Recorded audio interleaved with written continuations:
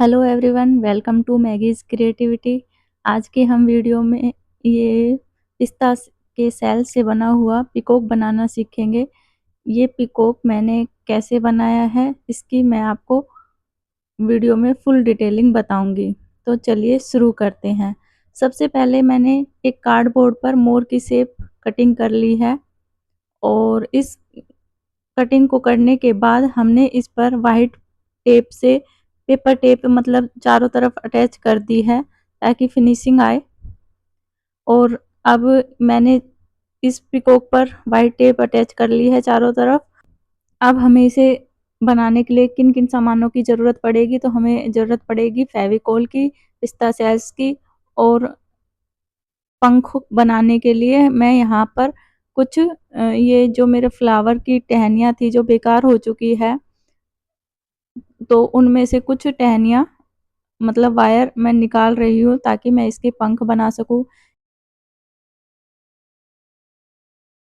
ये मैंने पहले इसको चिपकाने की कोशिश की थी पिस्ता सेल्स को तो फेविकोल से, तो ये चिपक नहीं रहे थे, हाथ में लग लग कर वापस आ रहे थे। तो फिर मैंने बाद में इनको चिपकाती गई और स्टिक से दबाकर हाथ को हटाती रही, इससे ये आसानी से चिपक गए। मैंने सभी पिस्ता सेल्स को चिपका लिया है और उन पर से ऊपर से फेविकोल डाल दी ताकि ये अच्छे से चिपक जाए,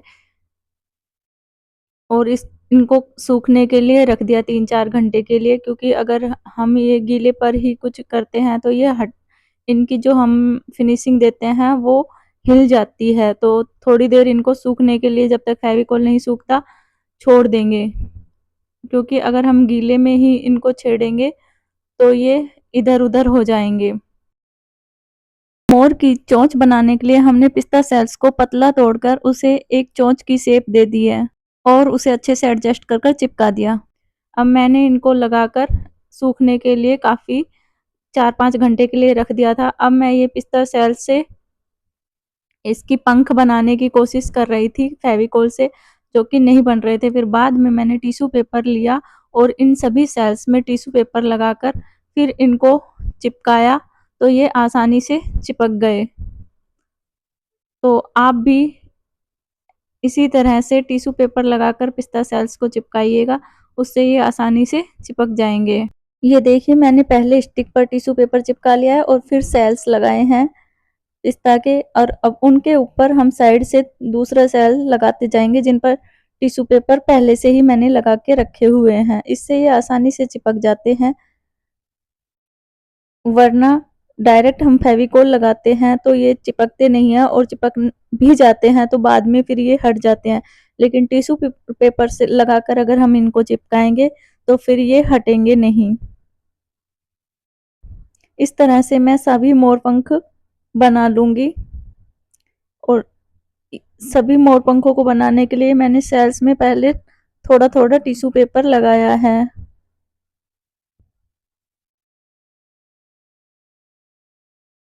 आप भी इस प्रोसेस को स्किप मत करिएगा, टिश्यू पेपर लगाकर ही ये सेल्स अच्छे से चिपकेंगे, क्योंकि मैंने पहले काफ़ी कोशिश की थी। मैंने इन सेल्स को चिपकाने के लिए पहले ग्लू गन का भी इस्तेमाल किया, उससे भी ये अच्छे से नहीं चिपके। मैंने B700 का इस्तेमाल किया, उससे भी नहीं चिपके। लेकिन जब मैंने इनको टिश्यू पेपर लगाकर चिपकाया तो ये अच्छे से चिपक गए थे। तो आप इसे फेविकोल से ही चिपका सकते हैं, पर उससे पहले उन पर टिश्यू पेपर लगा लें। इस तरह से मैंने सभी मोर पंख तैयार कर लिए थे।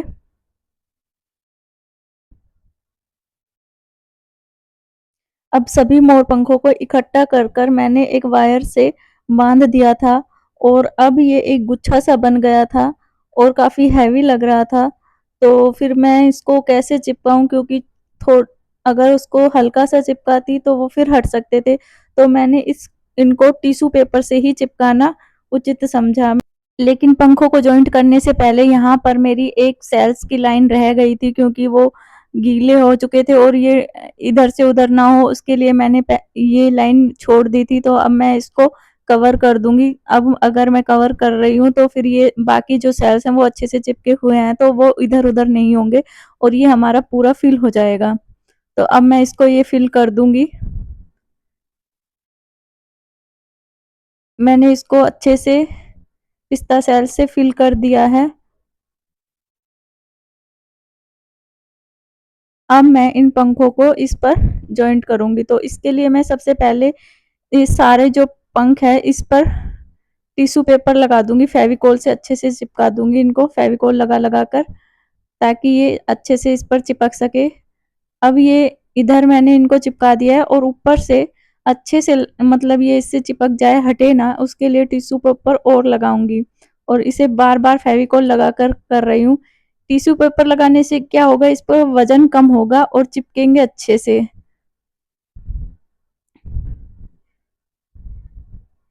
ये देखिए ये अच्छे से इस पर चिपक जाएँगे। अब हम इसको सूखने के लिए रख देंगे।